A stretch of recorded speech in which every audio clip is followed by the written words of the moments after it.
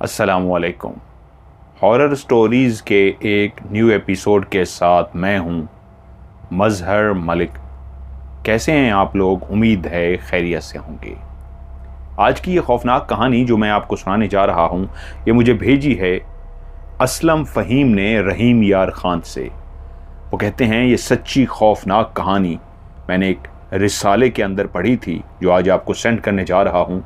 उम्मीद है तमाम सुनने वालों को ये कहानी पसंद आएगी। कहानी के अंदर सस्पेंस बरकरार रहे और आपको सुनते हुए कहानी का मज़ा आए तो बहुत दफ़ा मैं लफ्ज़ों की तरतीब आगे पीछे ज़रूर करता हूँ।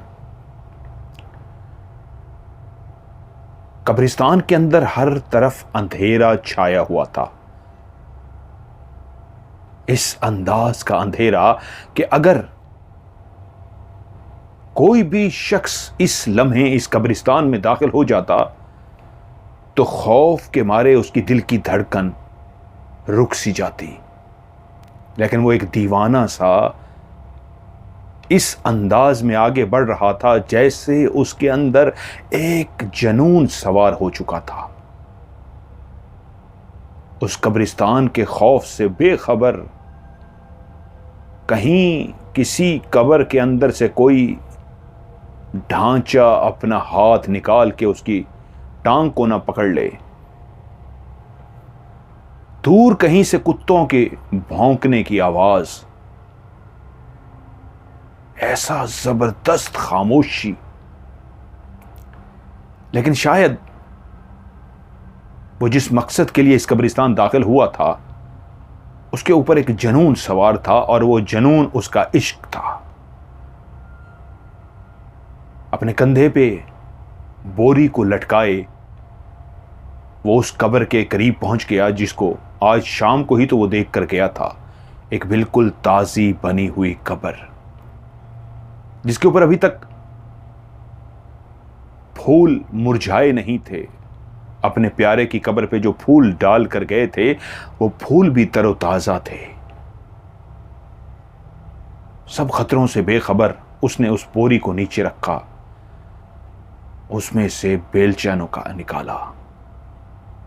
हर तरफ खामोशी, शहरे खामोशा, कच्ची पक्की कब्रें, उन दरख्तों पे सोए हुए परिंदे भी शायद उस पहली आवाज से जाग गए थे जो एक धप की आवाज थी। और वो धप की आवाज थी उस बेलचे की आवाज जो मिट्टी के अंदर जोर से मारा गया था कब्र को खोदने के लिए। शायद परिंदे भी जानते थे जब दिन की रोशनी होती है तो इंसान आते हैं अपने प्यारों को लेके और यहीं उनको मिट्टी के अंदर इस अंदाज में रुखसत करके जाते हैं कि फिर उस मिट्टी को ऊपर कब्र की शक्ल देकर बंद कर देते हैं। लेकिन रात को तो कभी कोई नहीं आया था और वो भी उस वक्त जब आधी रात हो, घुप अंधेरा हो, यहाँ इंसान क्या जानवर तक ना भटकता हो। वहां पे एक शख्स एक के बाद एक ज़र्ब लगा रहा था, मट्टी को उठाता और उस बेलचे से मट्टी को दूर फेंक देता।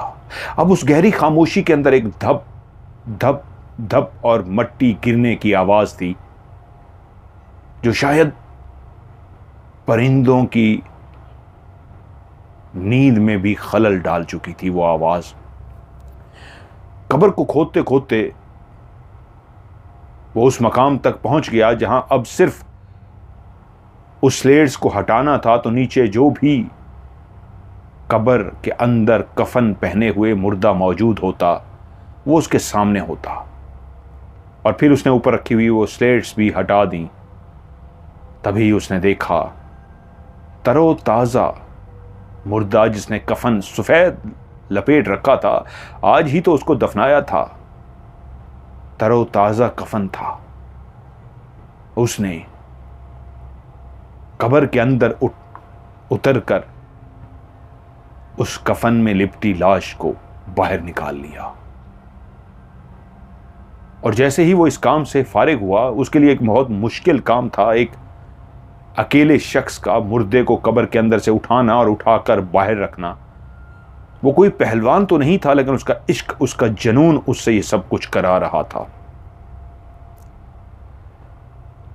जब वो उस मुर्दे को बाहर रख चुका तो फिर से उसने उस कब्र को बनाना शुरू कर दिया, इस अंदाज में कि सुबह अगर कोई पहुंचे तो किसी को मालूम तक ना हो कि कब्र को खोद के दोबारा से बंद किया गया है। उसने महारत के साथ कब्र को बंद कर दिया। ये सारा काम करने में वो पसीने पसीने हो गया, लेकिन उसने पूरी महारत से काम किया।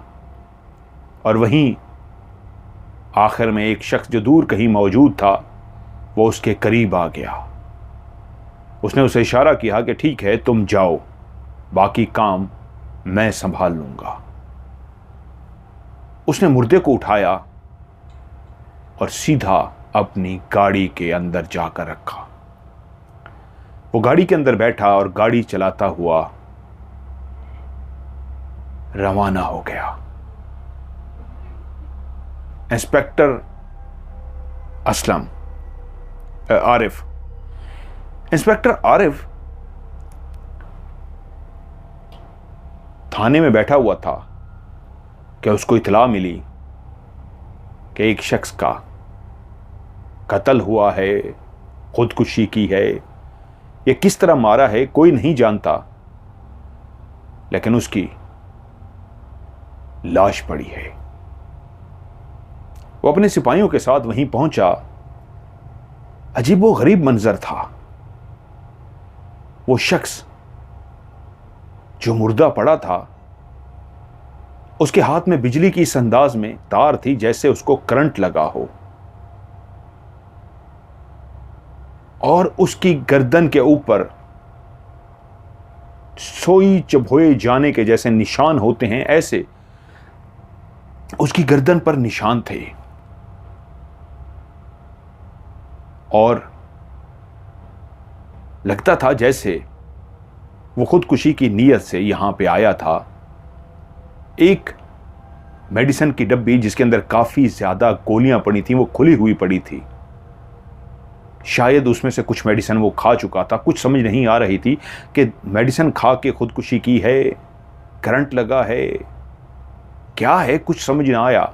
और लाश भी काफी दिनों की पुरानी थी। उस लाश को पोस्टमार्टम के लिए भिजवा दिया गया। लेकिन हैरत अंगेज बात जो इंस्पेक्टर आरिफ के सामने आई वो ये थी कि इस लाश के अंदर खून गायब था, जैसे किसी ने इसके अंदर से खून निकाल लिया हो। ना ही वो बिजली का करंट लगने से मरा था, ना ही उसने किसी गोलियों को खा के खुदकुशी की थी। अजीबो गरीब सा मामला था।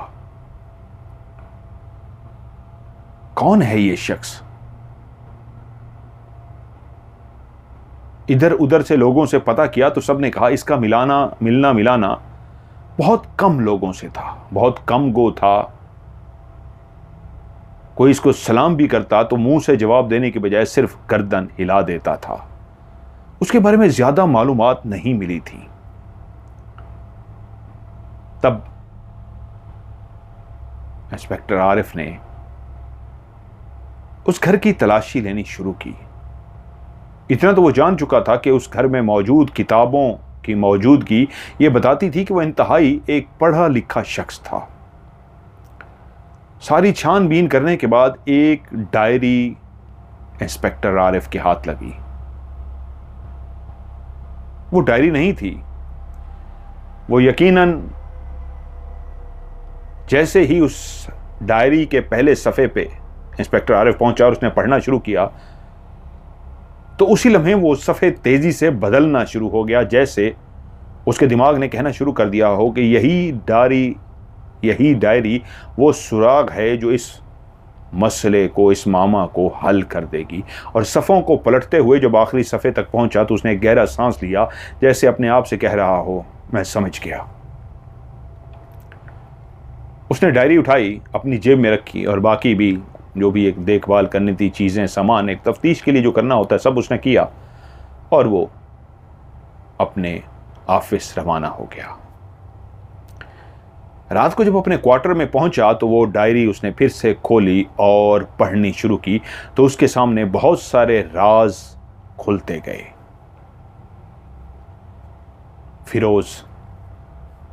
फिरोज एक ऐसा नौजवान था जिसके माँ बाप बचपन में ही फौत हो गए थे।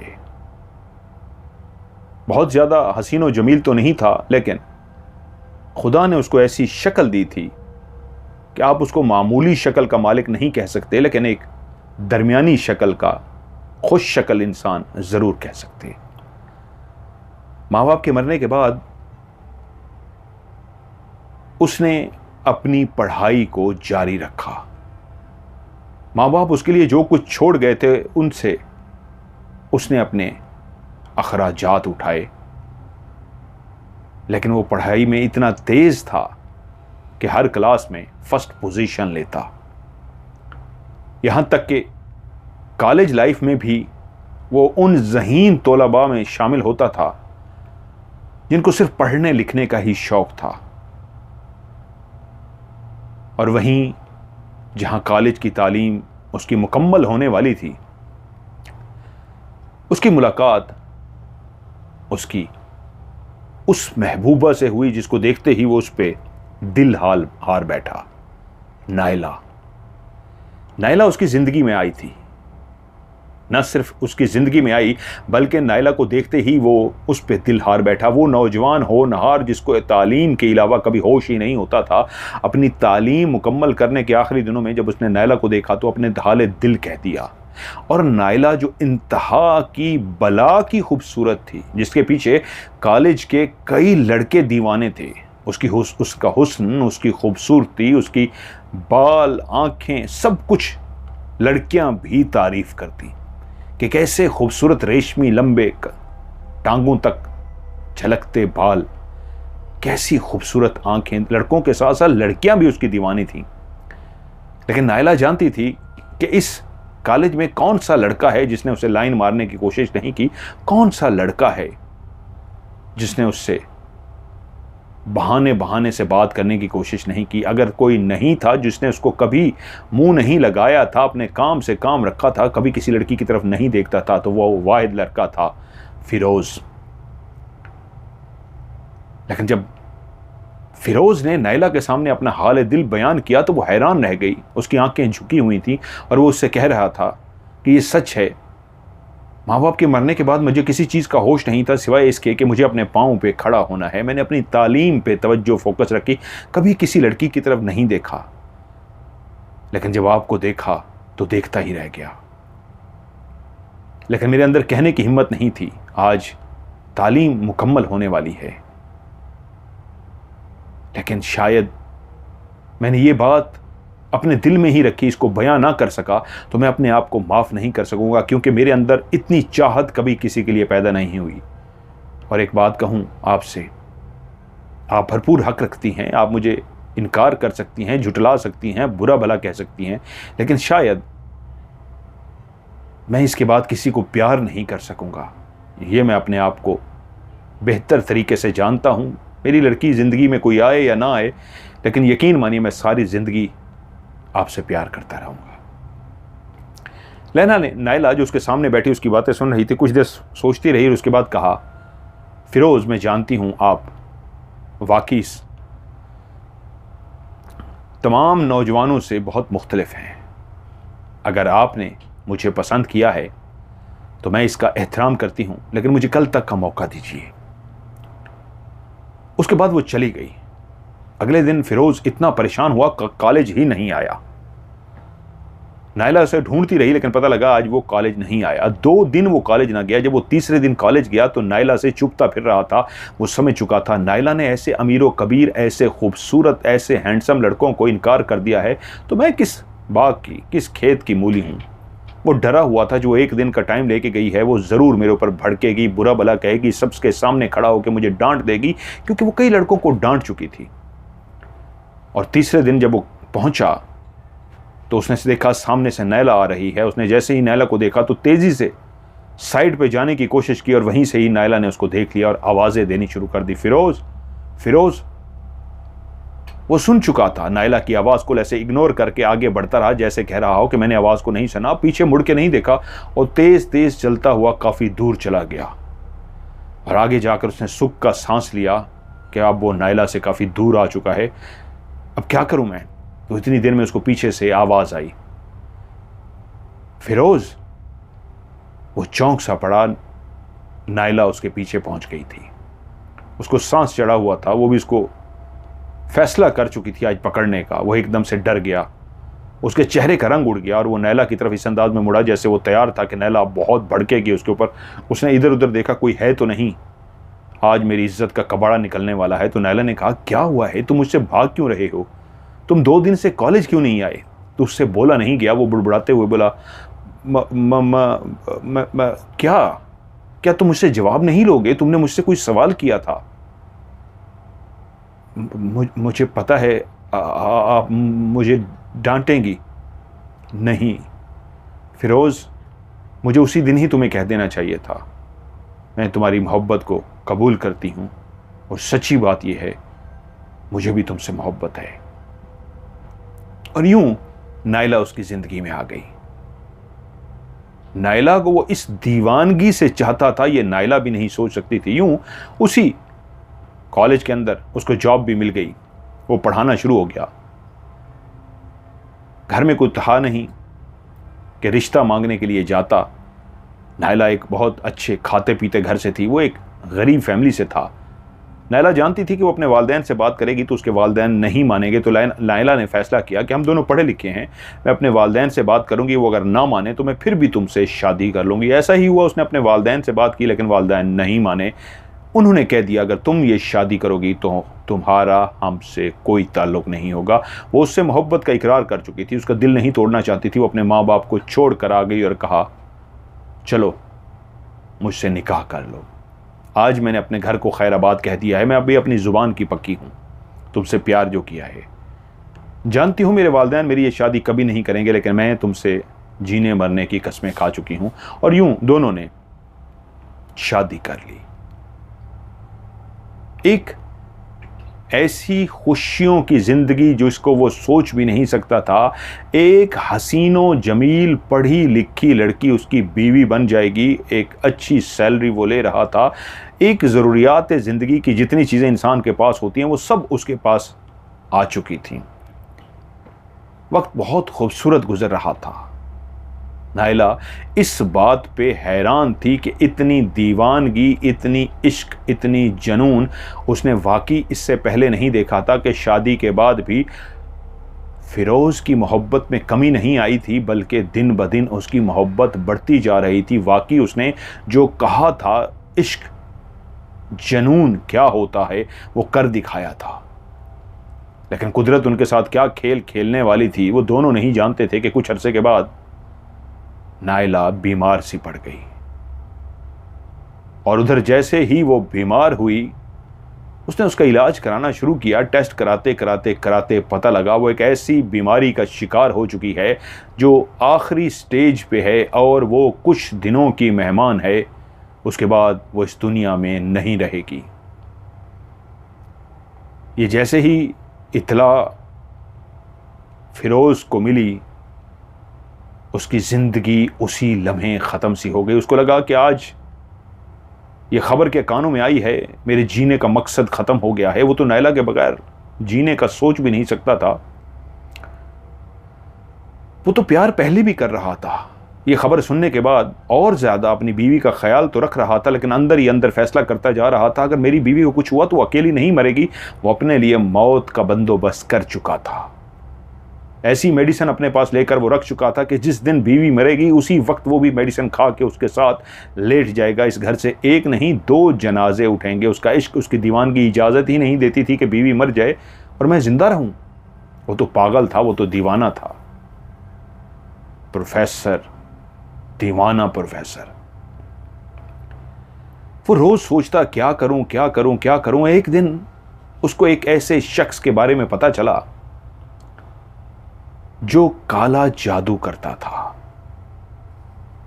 और उसके पास ऐसी ताकत, ऐसी शक्ति, ऐसा कुछ था कि आप उसके पास जाओ तो कभी आज तक कोई नाकाम नहीं लौटा था। जो भी उसके पास जाता दिल की मुराद पूरी करके आता।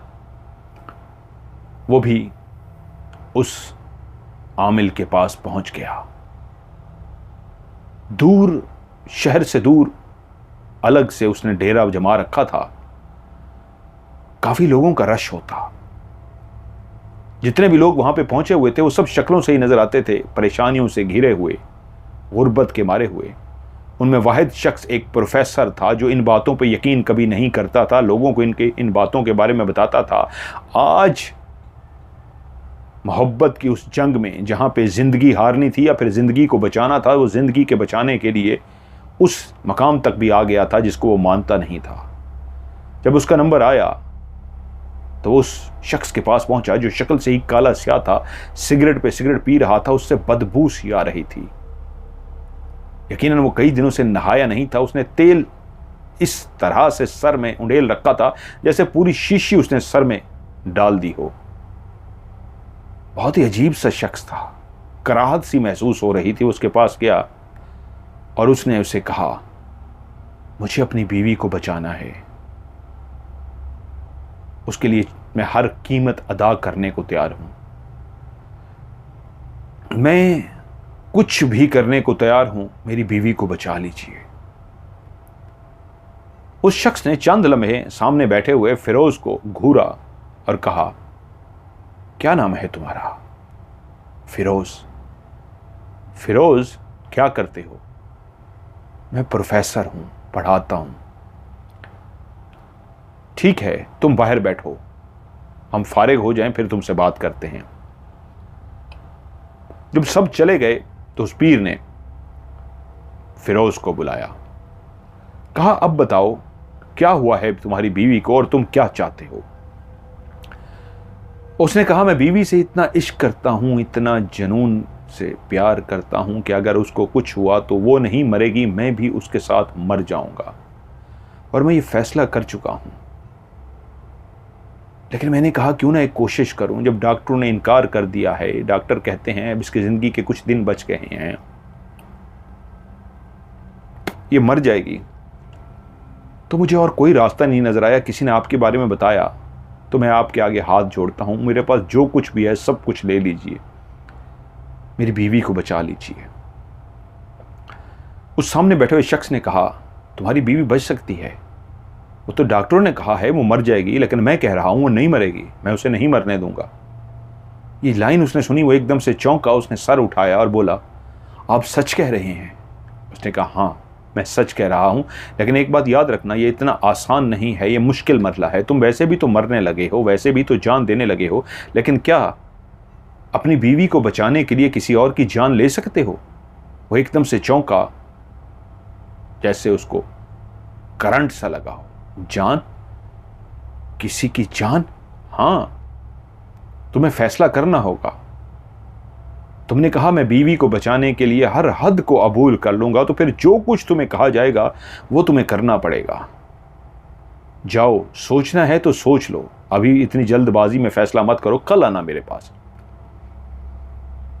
अगर तुम बीवी को बचाना चाहते हो तो याद रखो, तुम्हारी बीवी तब तक जिंदा रहेगी जब तक तुम चाहोगे, और जब तुम हिम्मत हार जाओगे फिर तुम्हारी बीवी भी मर जाएगी। वो चाहे तुम 5 साल, 10 साल, 20 साल, 50 साल हिम्मत नहीं हारते तो तुम्हारी बीवी भी तुम्हारे साथ जिंदा रहेगी। लेकिन ये बहुत मुश्किल और कठिन रास्ता है। जाओ, कल आना। वो खुद भी फैसला करना चाहता था। ये बहुत खौफनाक फैसला था, किसी की जान लेना या उससे भी बढ़कर करना। इससे बढ़ के क्या हो सकता था? किसी की जान लेना, ये इससे बड़ा तो कोई गुनाह ही नहीं हो सकता। किसी इंसान को, किसी जानवर को जान से मार देना। वो रात सारी सोचता रहा, उस रात सो ना सका। एक तरफ बीवी जो मोहब्बत से उसका हाथ पकड़ती और उसके बाद कुछ लम्हों को सो जाती, फिर वो करवट बदल कर बीवी को देखता, उसके खूबसूरत चेहरे को देखता जो मुरझा रहा था, जो चंद दिनों की मेहमान रह गई थी, और वो तड़प उठता, नहीं ये मर जाएगी, ये बिस्तर खाली होगा, मैं कैसे सोऊंगा इस बिस्तर पे जहाँ पे साथ कोई नहीं, मैं तो मर जाऊंगा। रात को सोचते तड़पते अगले दिन पहुंच गया, मुझे मंजूर है पीर साहब, जो कहेंगे मुझे मंजूर है। तो उसने कहा ठीक है, और फिर उसने उसे तफसील से बता दिया, तुम्हें एक अमल करना होगा और एक कब्र से मुर्दे को निकाल कर लाना होगा, ताज़ा मुर्दा। मेरे बंदे तुम्हें दिखा देंगे उस कब्र को और बाद में उसको बंद भी कर देंगे। तुम्हें उस कब्र से मुर्दे को निकाल के लाना है, उस मुर्दे को अपने घर लाकर पकाना है और उसके गोश्त को पका के अपनी बीवी को खिलाते रहना है और साथ साथ एक अमल करते रहना है।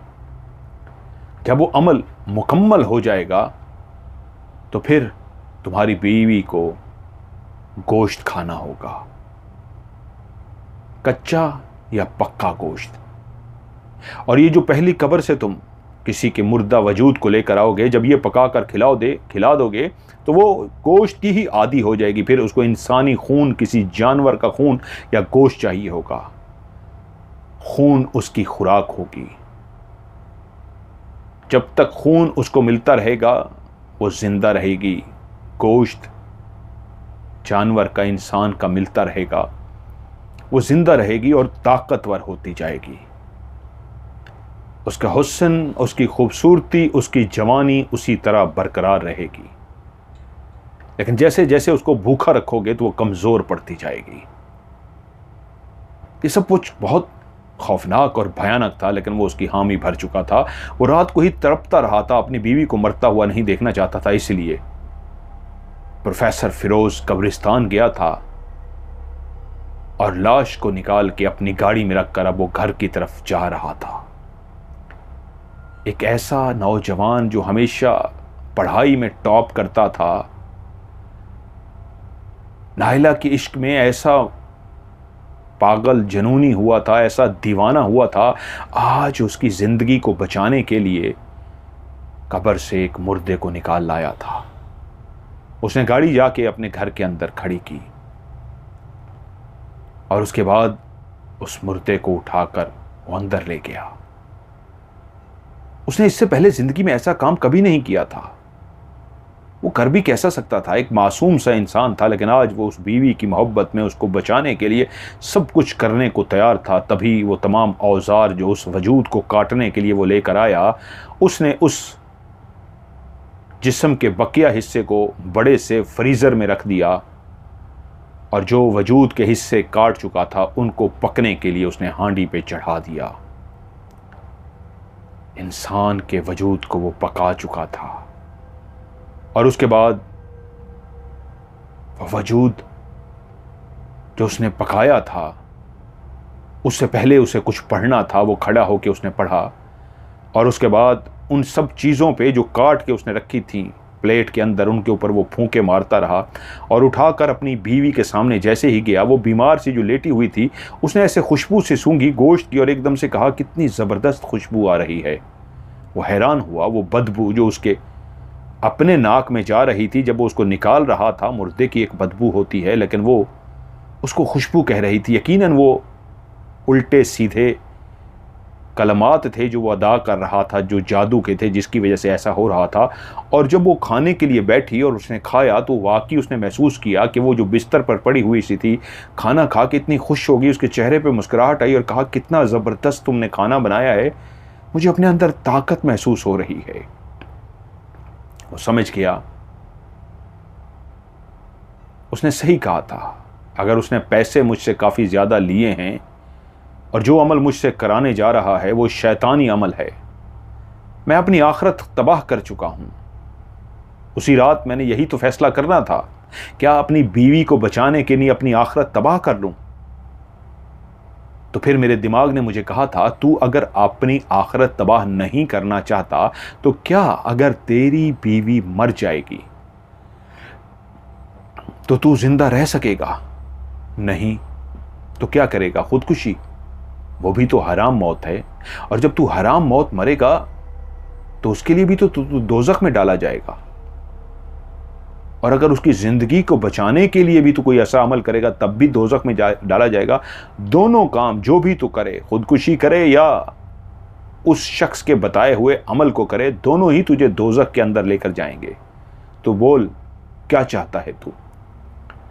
उस रात यही तो वो सोचता था। जहां वो डामाडोल होने लगता तो वो बीवी जो बीमारी से तड़प रही थी उसका हाथ पकड़ती, मोहब्बत से उसका हाथ थाम लेती तो वो तड़प उठता, नहीं इस मासूम को, इस नाइला को मैं मरने नहीं दूंगा। तभी उसने फैसला किया था, नहीं ये जिंदा रहेगी। और आज रात को वो पढ़ने के लिए बैठ गया था।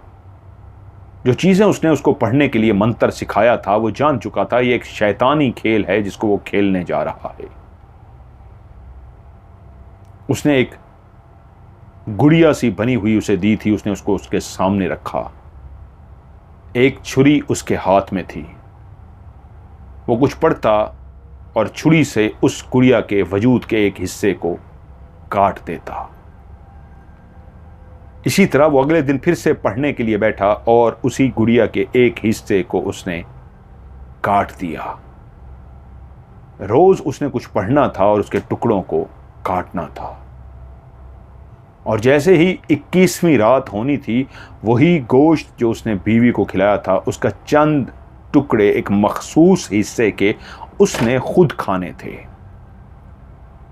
और उसने 21वीं रात को ऐसे ही किया।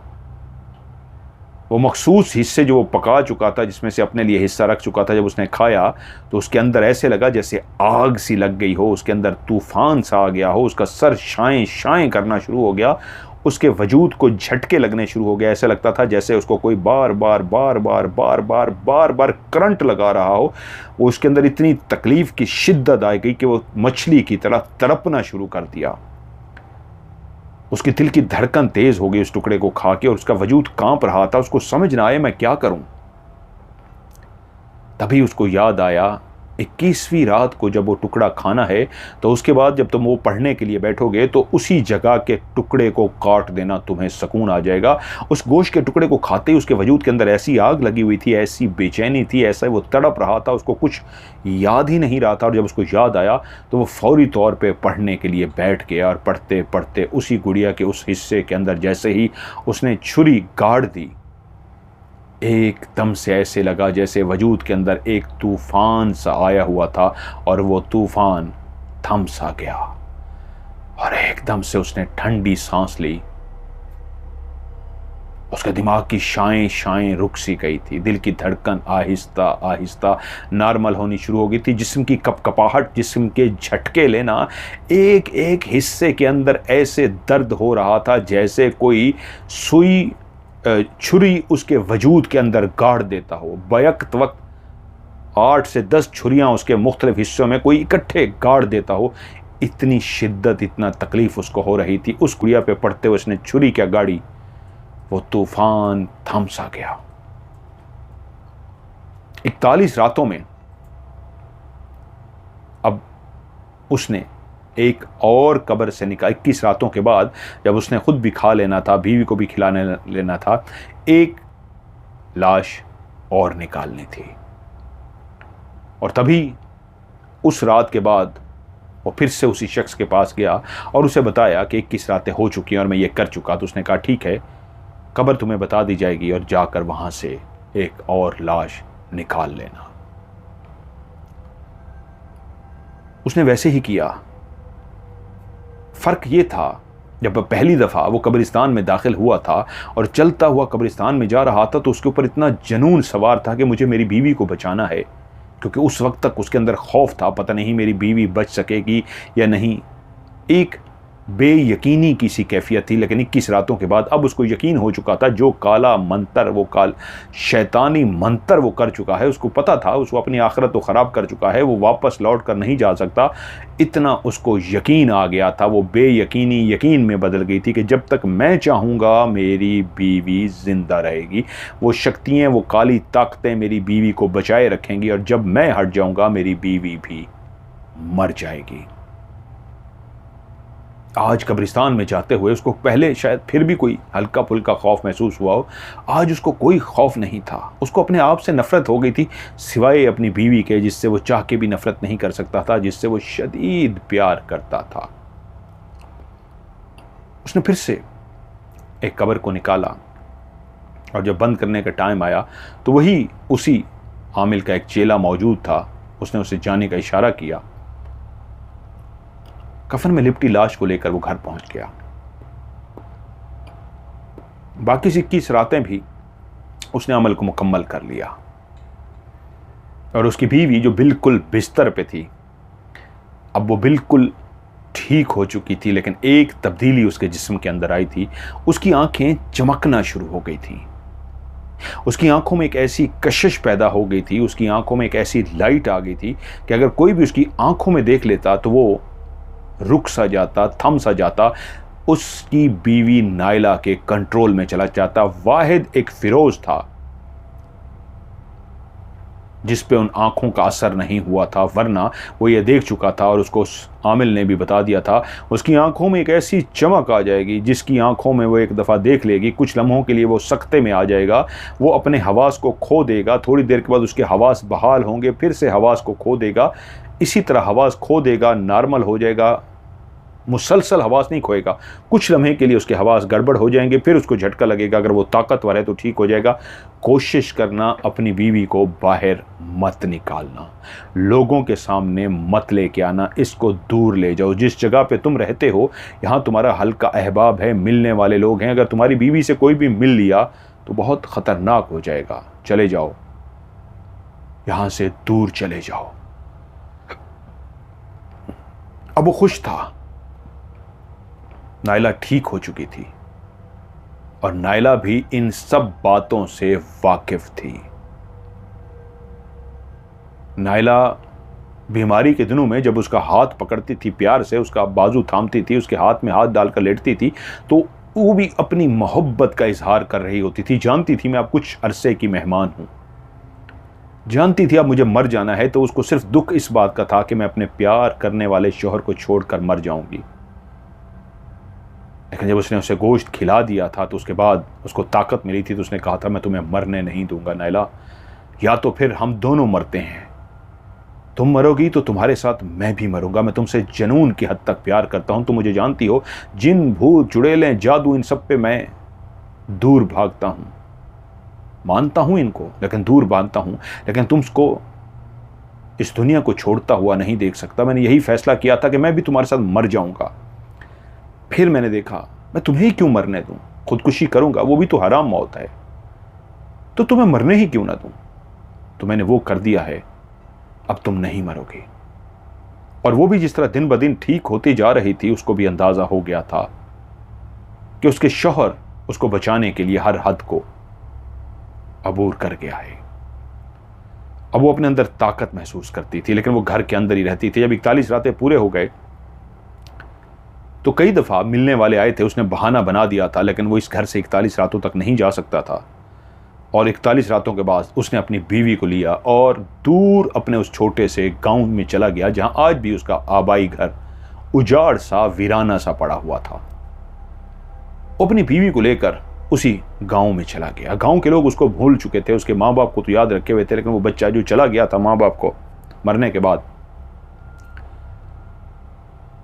वो अपनी बीवी को जब वहां लेकर पहुंचा तो बीवी से कह चुका था कि मुझे तुम्हारे खाने का बंदोबस्त करना है, तुम्हें लोगों से मिलना नहीं है, बस एक बात याद रखना, तुम और मैं इस घर में रहते हैं, ये कोई भी नहीं जानेगा, ना मैं किसी से दुआ सलाम रखूंगा, ना ही कभी तुम दरवाजा खोलोगी, कोई जितना दरवाजा बजाता रहे, कुछ करता रहे, तुमने बाहर नहीं आना। अब वो दोनों उस गांव के छोटे से घर के अंदर शिफ्ट तो हो गए। अब वो जॉब तो अपनी कर नहीं सकता था, वहां पे किसको पढ़ाता, तो उसकी जो भी जमा पूंजी थी उसने फैसला किया यहीं छोटा मोटा कोई अपना काम कर लेता हूं।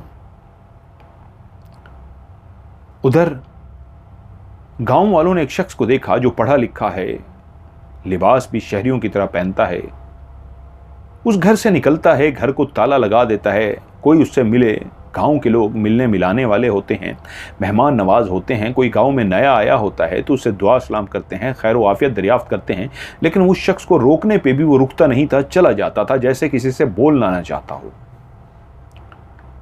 अब गांव में चेमें गोयां होने लगी, सरगोशियां होने लगी कि ये कौन है, किसी से सलाम दुआ भी नहीं देता, अपने आप को क्या समझता है। किसी ने कोई आवाज़ कसी के भाई शहरी है, दिमाग ख़राब है, किसी ने कहा अरे नहीं भाई कोई पागल लगता है,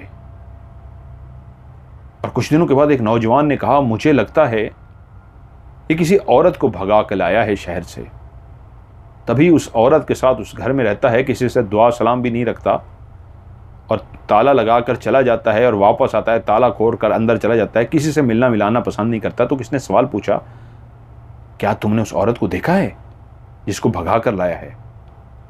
क्योंकि अगर उसने देखा था तभी वो बता रहा था, तो एकदम से हड़बड़ा गया कि नहीं नहीं, मैंने एक कहा है, देखा नहीं है, मेरा एक अंदाज़ा है। उन्होंने कहा नहीं नहीं, अंदाज़ा नहीं, अगर देखा है फिर तो चलो बात कर सकते हैं।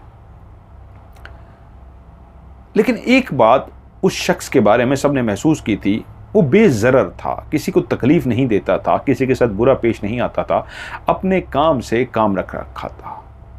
अब गांव के लोगों के पास एक टाइम होता है, जब भी वो फारिग होते हैं बैठ के गपशप करते हैं, हाल अहवाल सुनाते हैं, उधर की उधर की उधर की। तो वो रोज़ काफ़ी अरसे तक वो शख्स उनका मौजू रहा, लेकिन आखिरकार आहिस्ता आहिस्ता वो मौजू बोर होने लगा कि एक ही बात, कुछ उसमें नया तो था नहीं। अगर वो किसी से दुआ सलाम नहीं लेता था, अगर किसी से बात नहीं करता था, अपने काम से काम रखता था, तो इसमें क्या बुरा था। यूं लोगों ने उसको इग्नोर करना छोड़ दिया, इग्नोर करना शुरू कर दिया। उधर जब वो इस गांव में आ चुका था तो वो आया इसलिए था कि यहाँ पे कोई भी उसके मिलने वाला नहीं होगा, कोई जान पहचान वाला नहीं होगा, लेकिन बीवी के लिए खुराक का बंदोबस्त तो करना था। अब इस गांव में जिस चीज़ के लिए वो आया था वो तो पूरी हो गई, खुराक का कैसे बंदोबस्त करे। तो उसने फैसला किया, जब वो यहाँ पहुँच गए, गांव के लोग जल्दी सो जाते थे, जैसे ही गांव के लोग सो गए वो खामोशी से बाहर निकला। अब वो किसी ऐसे आवारा कुत्ते की तलाश में था, जो कुत्ता कहीं सो रहा हो और वो मौका पाकर उसके पास पहुंच जाए और उसको इस अंदाज में दबोच ले कि उसको काटने का मौका न दे सके, और उस कुत्ते को लेकर घर पहुंचे और बीवी को खिला सके। पहली रात तो उसको नाकामी हुई, वो जल्दी चला गया था। अगली रात वो उस वक्त निकला जब कुत्ते भी शायद सो चुके थे, काफी आवारा कुत्ते थे, और वो इसी तरह आहिस्ता आहिस्ता चलता उस गांव में मौजूद उस चौकीदार की नजरों से भी वो छुपता फिर रहा था। एक ऐसे रास्ते से वो आया था कि जहां गांव के घर बने हुए थे, वहां चौकीदार एक सिरे से दूसरे सिरे तक पहरा देता था, लेकिन वो उसकी नजरों से बचता हुआ एक कुत्ते तक आखिरकार पहुंच ही गया। वो बोरी हाथ में लिए हुए था कि उसने कुत्ते को सोता हुआ देखा। वो बोरी उसके ऊपर इस अंदाज में फेंकी और इतनी जोर से उसके ऊपर चढ़ गया कि उस बेचारे को भौंकने का मौका तक न मिल सका, और उसने उसको इस तरह दबोच लिया कि उसके मुंह को बांध दिया। शायद वो गोश्त जो वो खुद खा चुका था उसके अंदर भी कुछ ताकत आ चुकी थी। उसने उस कुत्ते को उठाया, बोरी में डाला और खामोशी से फिर छुपता छुपाता घर पहुंच गया। बीवी भूखी थी, उसने जैसे ही जानवर को देखा वो इंतजार ही नहीं कर सकती थी। उसने फौरी तौर पे, अभी वो जिंदा था, जिसका मुंह बंधा हुआ था, वो कुत्ते के ऊपर झुकी और अपने दांत कुत्ते की गर्दन के अंदर गाड़ दिए। जैसे ही दांत उसने कुत्ते की गर्दन के अंदर गाड़े, वो उसका खून पीना शुरू हो गई। जैसे ही उसने खून पिया, उसकी जान में जान आ गई। बाकी कुत्ते को उसने पकाना था और उसका एक मखसूस हिस्सा जिसको कह दिया गया था वो हमेशा उसी ने ही खाना था, बाकी पूरा वजूद उसकी बीवी ने। और उसने ऐसे ही किया। कुत्ता वो आहिस्ता आहिस्ता बीवी को खिलाता रहा। बीवी उसकी बिल्कुल खुश थी, उससे मोहब्बत करती थी, वो दोनों हैप्पी थे। लेकिन एक ऐसी डगर पे चल चुके थे जो भयानक खौफनाक थी। इंसान मोहब्बत को पाने के लिए क्या क्या जुनून, क्या क्या आग के दरिया में कूद पड़ता है, इंसान खुद नहीं जानता। और जब वो गोश्त ख़त्म होने के करीब था तो वो फिर से शिकार के तलाश में निकला और फिर से उसी तरह के कुत्ता एक पकड़ कर ले आया। अब गांव के लोग उनके टॉपिक को डिस्कस नहीं कर रहे थे कि अगर है किसी से दुआ सलाम नहीं करता तो क्या करें, लेकिन अब देखा था उन्होंने, इतना उसके अंदर तमीज़ आ गई थी कि कोई सलाम करता तो वो गर्दन हिला देता था, उससे ज़्यादा बात नहीं करता था। एक बूढ़े ने उसको एक दिन रास्ते में रोक लिया, जैसे उसका कोई रास्ता रोक कर खड़ा हो जाता। उसने कहा, भाई बात सुनो, तुम किसी को दुआ सलाम भी नहीं करते, किसी से बात करना भी गवारा नहीं करते, क्या मामला क्या है? नहीं, कोई मामला नहीं। तो उसने कहा, क्यों नहीं बोलते? उसने कहा, इसलिए मुझे ये अच्छा नहीं लगता। मेरी जिंदगी कुछ इसी तलखियों से गुजरी है कि मैं इतना ज़िंदगी में दुखी हूँ कि मैं अब कोई रिश्ता बनाना ही नहीं चाहता, किसी से दुआ सलाम रखना ही नहीं चाहता, बस मैं अपने आप में रहना चाहता हूँ। मुझे दुनिया ने, ज़िंदगी ने ऐसे दुख दिए हैं कि अब तो इंसानों से नफ़रत सी हो गई है। कोई इंसान मज़ीद कोई तकलीफ़ ना दे दे, इसलिए मैं अब किसी के करीब भी नहीं जाता, मुझे माफ़ कर दीजिएगा। और इस तरह वो बोलता गया। बुज़ुर्ग समझ गया कि इंसानों का डसा हुआ दुख ही है। वो बोले, बेटा जाओ जाओ, मैं समझ सकता हूँ, तुम्हें यकीनन किसी ने इतना गहरा दुख दिया है, सदमा दिया है कि तुम अब इंसानों से ही दूर भागते हो। और उस बूढ़े ने भी कह दिया सबको जाके, उसके बारे में बात ना किया करो, वो दुखी शख्स है, मेरी बात हुई है, वो एक अच्छा इंसान है, दुखों का मारा हुआ। उधर कुछ अरसा तो वो इसी तरह जानवर खाते रहे कि एक दिन बीवी ने जिद की कि इतना टाइम हो गया है, मुझे घर के अंदर कैद हुए, मुझे बाहर लेकर चलो, मैं ठंडी हवा लेना चाहती हूँ। वो बोला, तुम जानती हो तुम्हारी आंखों में एक ऐसी कशिश है, तुम्हारी आंखों में एक ऐसी रोशनी है, अगर तुम बाहर गई तो ये बहुत खौफनाक हो जाएगा। क्यों खौफनाक होगा?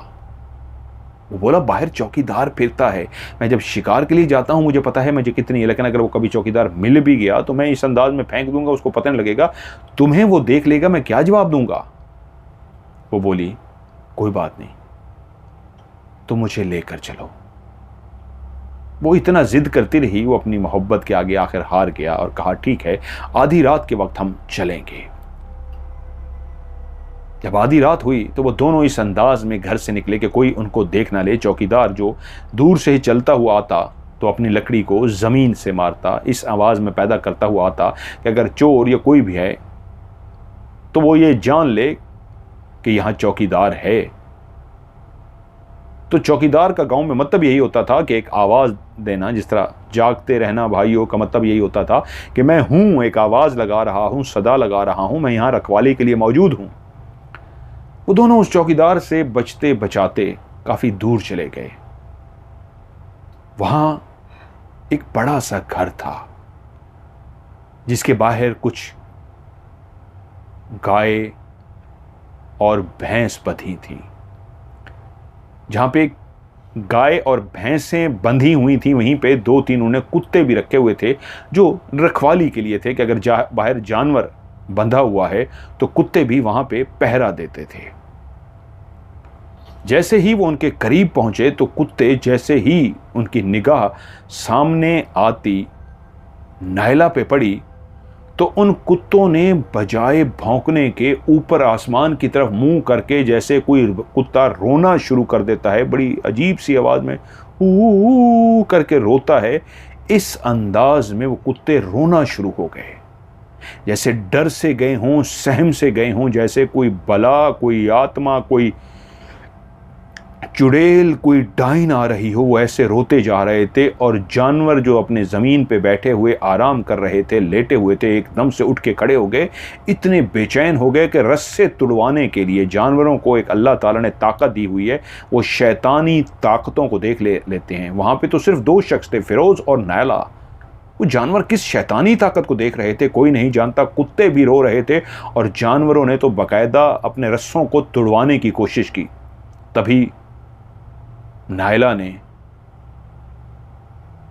अपनी होंठों पे जुबान फेरी और कहा, फिरोज, इस गाय का गोश्त कितना लजीज होगा, इसका खून, मेरे दांत अगर इसकी गर्दन में पहुंच गए और मैंने इसका खून पी लिया तो मैं ऐसे तरोताज़ा हो जाऊंगी, मैं ऐसी अपने अंदर खुशी महसूस करूंगी, प्लीज़ मुझे इसका खून पीना है।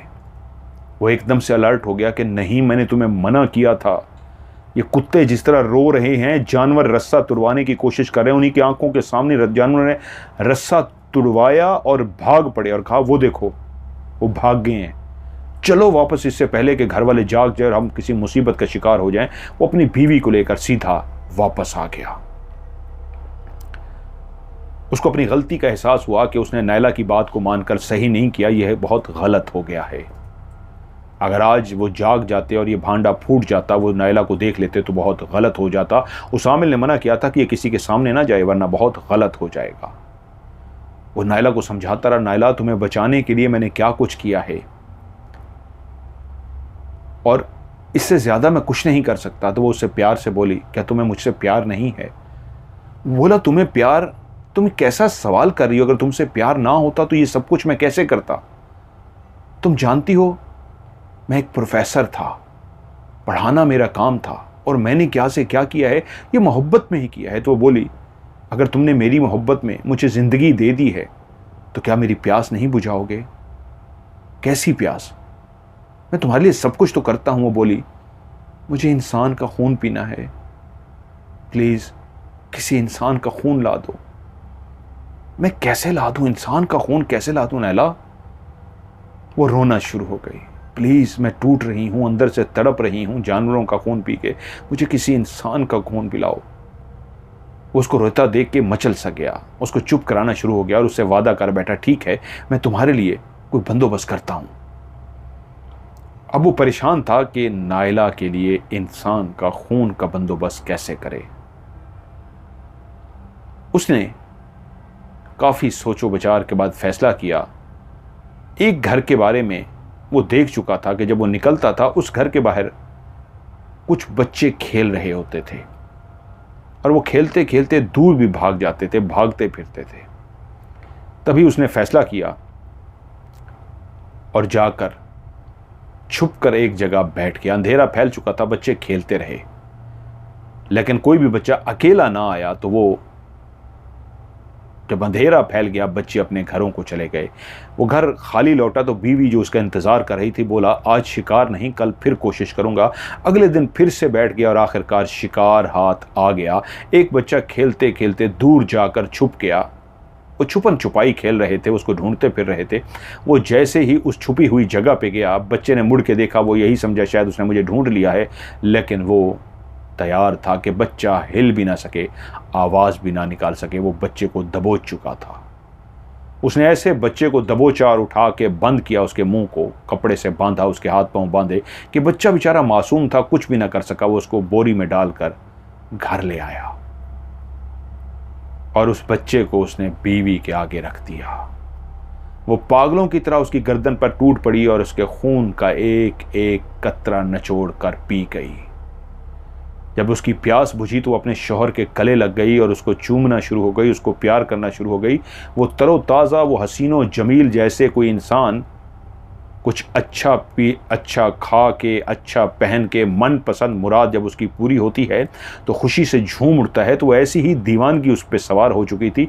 वो अपने शौहर से इस अंदाज में लिपटी हुई थी, ऐसी उसको अपनी बाहों में ले रही थी, मोहब्बत कर रही थी, रोमांस जतला रही थी, जैसे उसने कोई उसकी बहुत बड़ी ख्वाहिश पूरी करती हो।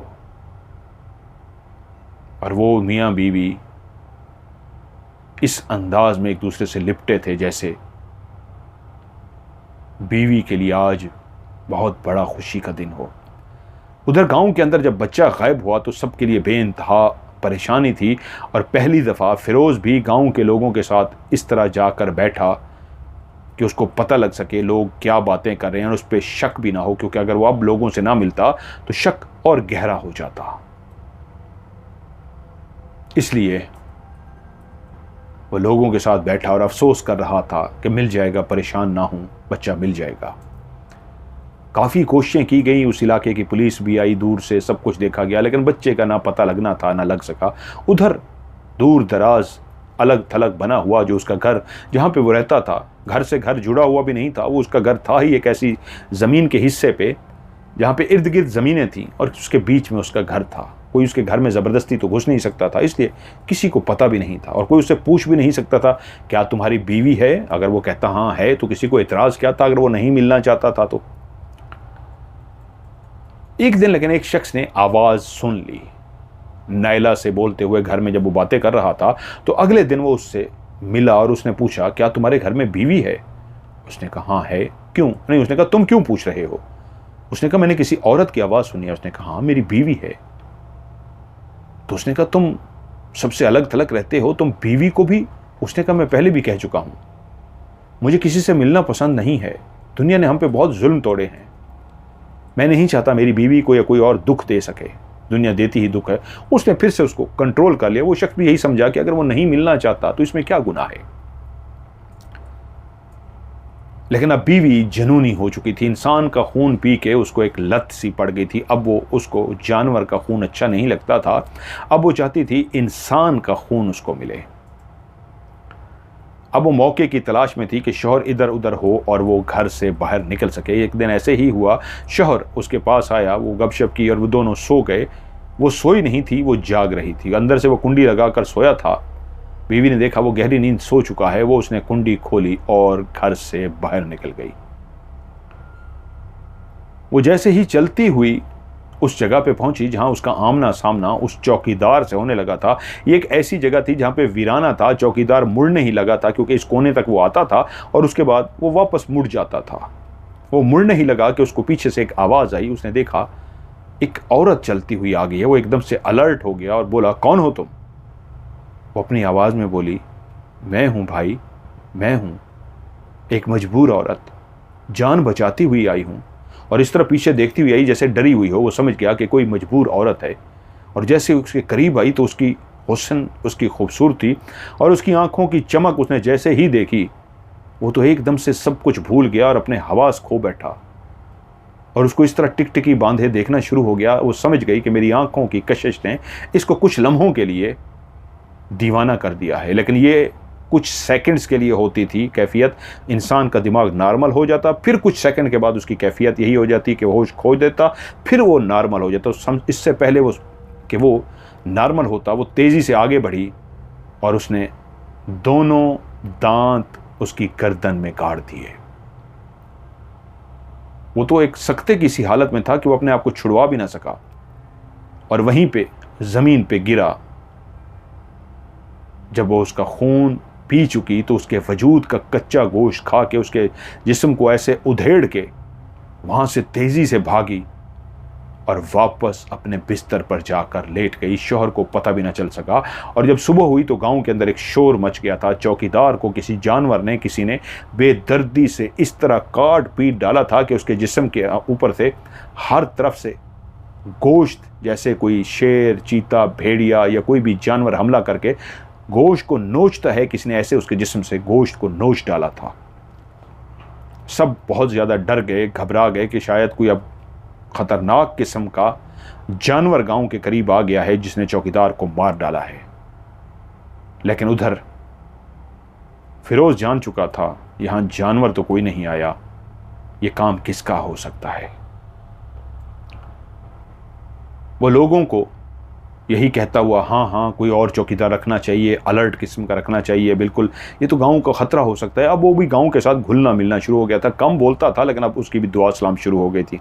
जब वो घर पहुंचा तो नायला को देखकर बोला, तुमने चौकीदार को मार दिया, क्यों किया है तुमने ऐसा? उसने अपनी गर्दन को ऊपर उठाया और कहा, या तो तुम मुझे मार देते या तो तुम मुझे मरने देते। अगर तुमने मुझे ज़िंदगी देने के लिए सब कुछ किया है तो तुम नहीं जानते मुझे जब तक खून और गोश्त ना मिले मैं पागल हो जाती हूँ। मैं तुमसे प्यार करती हूँ, तुम मुझसे इश्क करते हो, मैं भी तुमसे इश्क करती हूँ, लेकिन मैं क्या करूँ, अगर ये वजूद ज़िंदा है तो इसको यही ताकत मिलती है तो ज़िंदा है। ये चीज़ें मुझे ना मिले तो मैं अंदर से खोखली होना शुरू हो जाती हूँ। इतनी तकलीफ़ होती है जितनी मुझे बीमारी में भी नहीं होती थी। जब मैं बीमार थी और मुझे पता लगा था कि मैं मरने वाली हूँ, ये तकलीफ़ उस वक्त भी नहीं थी, लेकिन ये खुराक ना मिले तो जो मुझे तकलीफ़ होती है तुम सोच भी नहीं सकते। तुम क्या समझते हो मैं तुम्हारा दिल तोड़ने के लिए तुम्हें मना किया है? तुमने, तुम्हारे मना करने के बावजूद क्या मैं इसलिए कर रही हूं? नहीं, ये मेरे बस में नहीं है, मैं मजबूर हूं। या तो आज अपने हाथ से मुझे मार डालो, अपने हाथ से मुझे मार डालो, या फिर मैं क्या करूं? वो रोना शुरू हो गई। वो खुद समझ गया था वो गलत नहीं कह रही, उससे प्यार करती है। उसके मना करने के बावजूद अगर गई है तो उसके कंट्रोल में नहीं है, वो करे तो क्या करे। अब वो खुद परेशान था, अब क्या होगा, कैसे चलेगा। उधर गांव के लोगों ने मिलकर फैसला किया कि जो भी जानवर है बहुत खूंखार है, घरों पे भी हमला कर सकता है, इसलिए कोई तगड़ा हमें ऐसा बंदा रखना चाहिए कि जो रिटायर्ड फौजी टाइप हो, अलर्ट हो और असला वगैरह भी अपने पास रखे। अगर जानवर उस पर हमला करता है तो डंडे से जानवर को नहीं मारा जा सकता। पहला चौकीदार भी इसलिए मारा गया, उसके हाथ में डंडा था। अगर उसके पास कोई पिस्तौल वगैरह होगा तो शायद अपना बचाव कर सके। यूं एक ऐसे शख्स का इंतखाब किया गया जो हार्डी बॉडी वाला था, रिटायर्ड हुआ था, एक फौजी, लेकिन बहुत तवाना और सेहतमंद था। अब वो चौकीदारी करने लगा। उधर भूख से बुरा हाल होता जा रहा था। वो उसके लिए जानवर भी, अब कौन से गाँव के अंदर जितने थे कुत्ते बिल्लियाँ और इस तरह के जो जानवर थे या वो शहर से जो ले आता था उसको दे चुका था, लेकिन इंसानी गोश्त के बाद जब से उसने बच्चे का गोश्त और खून पिया था वो एक दीवानी हो चुकी थी। अब उसको और कुछ अच्छा नहीं लगता था। चौकीदार का गोश्त वो साथ लेकर नहीं जा सकती थी, इसलिए जितना खा सकती थी उसने खा लिया था।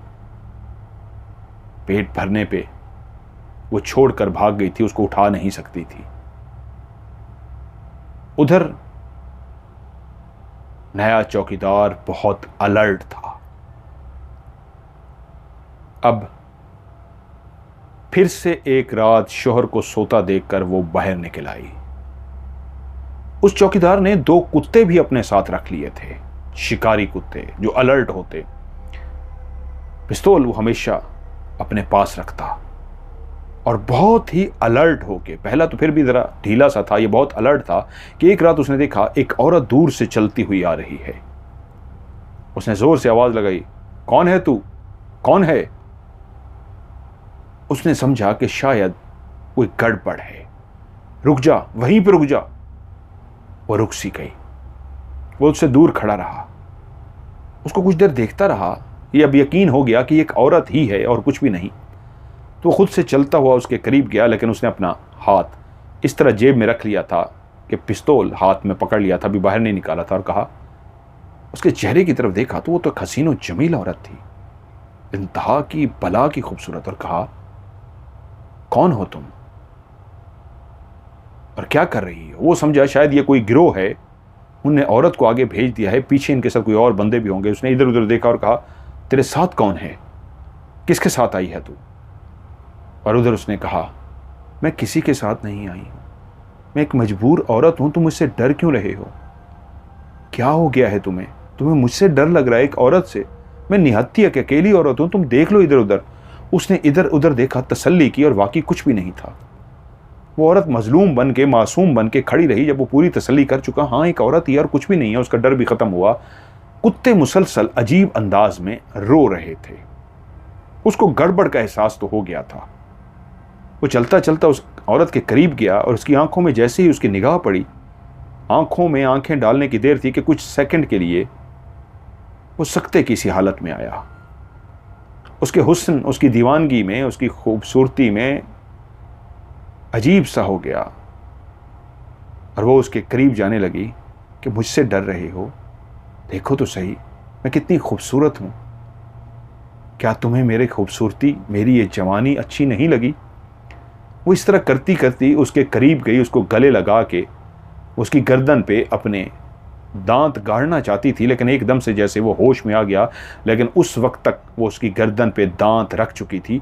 वो जो अपने हाथ पिस्तौल के ऊपर रख के खड़ा था, जैसे ही उसने दांत उसकी गर्दन पे गाड़े तो उसी लम्हे उसने पिस्तौल ऊपर करके गोली चला दी। लेकिन वो दांत उसके गर्दन के अंदर गाड़ चुकी थी। जैसे गोली चलने की आवाज आई, गांव वाले जाग गए और वो भी भाग गई। लोग लालटेन, डंडे, सोटे लेकर आए। आकर क्या देखते हैं, कुत्ते अजीब अंदाज में रो रहे हैं और वो चौकीदार जमीन पर बेहोश पड़ा है।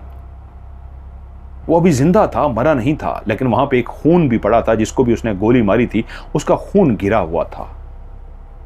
उन्होंने खून को देखा, उसके पीछे चलना शुरू हो गए। लालटेन की रोशनी में चलते हुए कुछ दूर तक गए, लेकिन आगे वो खून खत्म हो गया था। जैसे जिसको भी गोली लगी थी उसने कैसे कंट्रोल कर लिया था, क्या कर लिया था कि खून ही गायब हो गया था। वो उसको होश में लाने की कोशिश करते रहे और फैसला किया कि इसको उठाओ, ये जानता है क्या नहीं, इसको अस्पताल लेके चलो। वो गांव वाले उसको अस्पताल लेके जाने ही लगे, लेकिन वो रास्ते में ही दम तोड़ गया। और वो राज जो बता सकता था वो अपने सीने में ही लेके मर गया। उधर जहां गांव वाले जागे थे तो उधर शोर से, पिस्तौल की आवाज से प्रोफेसर भी जाग गया। और जब बीवी घर भागती हुई पहुंची, उसने देखा उसका बाजू जख्मी है, उसके बाजू पे गोली लग गई थी। वो एकदम से उससे नाराज़ हुआ और उससे बोली, मेरे बस में नहीं है, मेरे बस में नहीं है, मैं मर जाऊंगी। लेकिन वो फौरी तौर पे उसके बाजू को पट्टियाँ करना शुरू हो गया। उसने कपड़े को आग लगाई, उसका सफूफ बनाया, जो भी उसको तरीका आता था। उसने उसके बाजू को कवर किया, उसमें कपड़ा रखा जो खून बह रहा था, जिसको हाथ रख के वो रोक आई थी जैसे कैसे। उसने उसे कवर किया और जैसे कैसे अपनी बीवी को बहाल कर लिया। उससे बोला, क्या क्या किया है तुमने? तो उसने उसको सारा बता दिया। उसने कहा, मैं तुमसे झूठ नहीं बोलती, मैं पिछली दफ़ा गई थी, जिस तरह गई थी, जिस तरह उस चौकीदार को मिली थी, सब कुछ तुम्हें बता दिया था, आज भी मैंने ये किया है। उसने सारा कुछ तफसील से उसको बता दिया, उससे छिपाती कुछ नहीं थी। उसने कहा, मेरे बस में नहीं रहा। शायद जानवरों का खून और गोश्त मुझ पर असर नहीं करता, इंसान के गोश्त ने, इंसान के खून ने मुझ पर नशा सवार कर दिया है। लगता है अब शायद मैं इंसान के खून और गोश्त के नीचे कुछ खा भी नहीं सकूंगी। आज तो वो खून भी नहीं पी सकेगी। कुछ दिन तक वो भूखी प्यासी रही। अब शिकार करना तो वैसे ही मुश्किल हो गया था, चाहे कुत्ते का, चाहे बिल्ली का, किसी भी चीज़ का। वो उसके लिए मुर्गी लेके आता, खून पियो इसका। वो कहती नहीं। अब उसको लत पड़ चुकी थी इंसान के खून की। उधर गांव में एक मौत हुई थी, पुलिस आई थी, सब बातें हो रही थी। वो उनसे मिलता, हाँ में हाँ मिलाता, लेकिन किसी पे शक तो नहीं जा रहा था। किस पे कोई शक कैसे करता? उधर वो मुसलसल भूखी रहनी शुरू हो गई। शदीद वो भूखी थी। वो शहर का जो उनका घर था, आज भी वो ताला लगा पड़ा था, लेकिन उसका अपना घर था, वो खरीद चुका था। आज वो इस गांव में रह रहा था। उसने बीवी से कहा, मैं अब ये कर सकता हूं कि तुम्हें अपना खून पिला दूं। मुझे पता है तुम इतने दिन से बहुत भूखी हो और बिस्तर पे जा लगी हो, तुम्हारे लिए उठना मुश्किल है, तुम्हें मेरा खून पीना होगा। वो बोली, नहीं, मैं तुम्हारा खून नहीं पीऊंगी। मुझे पता है तुम्हारा खून पिया तो तुम मर जाओगे, मैं तुम्हें मरता नहीं देख सकती, प्लीज़ मैं तुम्हारा खून नहीं पीऊंगी। वो बोला, मैंने कब कहा मेरा सारा खून पी लो? इतना पी लो कि अपने होश कायम रख सको। मैं देख रहा हूँ इतने दिन हो गए हैं, गाँव की सूरत हाल की वजह से मैं तुम्हें बाहर लेके भी नहीं जा सकता। रातों रात तुम्हें बाहर लेके गया, मेरे ऊपर शक हो जाएगा कि कहाँ चला गया है, इसलिए मुझे अभी यहीं रहना पड़ेगा। फिलहाल मेरा गोश्त पियो। मैं रात को ही यहाँ से रवाना हूँगा, शहर में कुछ बंदोबस्त करता हूँ तुम्हारे लिए और फिर वापस आ जाऊँगा। उसने उसे बहुत कायल किया, आखिरकार उसको मानना पड़ गया और कोई ऑप्शन भी नहीं था। तो उसने अपनी गर्दन उसके आगे कर दी और बीवी ने उसके वजूद के अंदर से आधा या जितना भी खून था, वो जानता तो नहीं था, उसने पी लिया। और उसके बाद वो काफ़ी बेहतर हो गई। उसने कहा, मैं कल आ जाऊँगा, मैं बस अब शहर की तरफ रवाना होता हूँ। सुबह होने से पहले ही वो शहर की तरफ रवाना हो गया। वो अपने उस घर पहुंचा और वो डायरी जिसके अंदर मुसलसल वो लिखता था, रोज़ हर चीज़ उसके अंदर लिखता था। जब से वो उस आमिल के पास गया था, उससे पहले ही उसने वो डायरी लिखनी शुरू कर दी। वो एक पढ़ा लिखा प्रोफेसर था। वो ज़िंदगी के जिस गुनाह को करने जा रहा था, जिस रात वो तड़पता रहा था, उस रात उसने कहा था, मैं जो गुनाह करने जा रहा हूँ, खुदकुशी भी गुनाह है, हराम मौत है, ये भी गुनाह है, हराम मौत है, लेकिन मैं क्या होगा मेरा, मुझे कुछ नहीं पता। तो उसके दिल में एक बात आई थी, मैं सब कुछ लिखूंगा।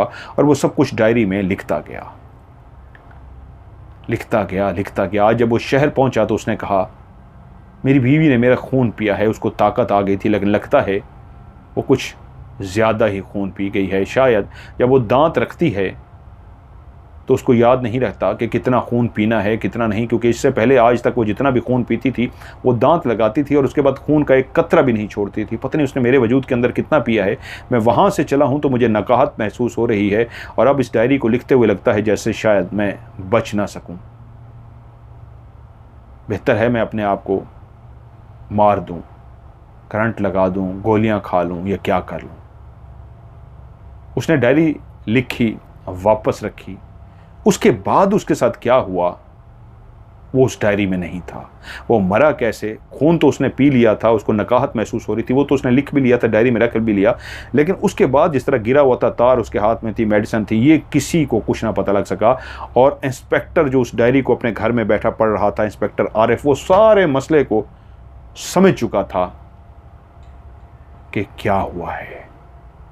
और उसकी डायरी और उसकी जो लाश मिली थी वो पहले दिन थोड़ी मिली थी, कई दिनों के बाद पता लगा था कि अंदर से बदबू आनी शुरू हो गई थी, लाश उसकी गलना सड़ना शुरू हो गई थी।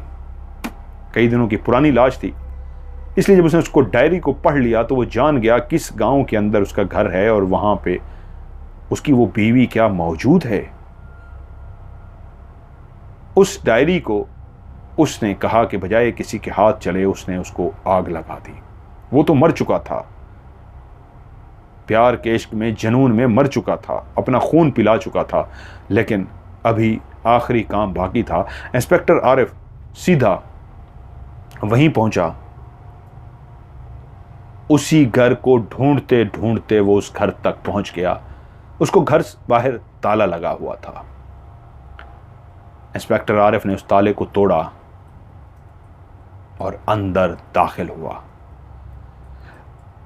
जैसे ही उस कमरे के अंदर पहुंचा जहां उसकी बीवी रहती थी, उस दरवाजे को उसने जैसे खोला तो वहां पे एक ढांचा पड़ा हुआ था जमीन पे, और उसके ऊपर एक भी गोश्त का नामो निशान नहीं था, और एक ऐसा लिक्विड ज़मीन पे फैल के खुश्क हो गया था जो एक अजीबो गरीब किस्म का था। ना वो खून था ना वो कुछ था, एक लेसदार मादा था, जैसे उसका जिस्म पिघल कर कोई मादा बन गया हो, सिर्फ हड्डियां रह गई थी। जैसे कोई केमिकल, कोई तेज़ाब, कोई चीज़ अगर इंसान के वजूद पे डाली जाए और वजूद केमिकल से उसका रिएक्शन होता है कि वो पिघलना शुरू हो जाए, और पिघलना लेसदार मादे में बदलते बदलते सारा नीचे फैल गया था, और सिर्फ उसका ढांचा पड़ा था, एक औरत का ढांचा, और ज़मीन उस लेसदार मादे के साथ खुश्क हो गई थी। वो मादा अजीब सा, भी उसके अंदर लेसदार मादा पड़ा था लेकिन खुश्क हो चुका था। सिर्फ इंस्पेक्टर आरिफ जानता था कि उस डायरी में क्या लिखा था और ये क्या है। अब वो किसी को बताता भी तो क्या बताता। कुछ देर वहां पे खड़ा रहा और उसके बाद वहां से वापस आ गया। इंस्पेक्टर आरिफ अपनी इस कहानी को फौरी तौर पे ना लिख सका। वो अपनी सर्विस के दौरान बहुत कुछ वाकया देखता रहा, लेकिन ये वाकया उसके दिमाग को उलझाता रहा, यहाँ तक कि वो फैसला करता रहा कि कभी ना कभी इसको ज़रूर वो लिखेगा। और तभी उसने एक रिसाले के अंदर इस वाक़े को डाल दिया था कि मेरी ज़िंदगी में ये खौफनाक वाक़या, जिसको सिर्फ मैं जानता था, ये राज सिर्फ मेरे सीने में दफन था, आज मैं आप लोगों के साथ भी इसको शेयर कर रहा हूँ। और जिन्होंने ये मुझे कहानी भेजी है, असलम फ़हीम रहीम यार खान से, वो कहते हैं मैंने ये कहानी पढ़ी थी और रिसाला संभाल कर रख दिया था, आज भी मेरे पास वो रखा हुआ है। वो बहुत खौफनाक कहानी थी जो मैंने आपको सेंड कर दी है। उम्मीद है आज की वीडियो को आप लोग लाइक करेंगे, दोस्तों के साथ शेयर करेंगे, और ये खौफनाक सच्ची कहानी आपको कैसी लगी कमेंट्स में ज़रूर बताइएगा।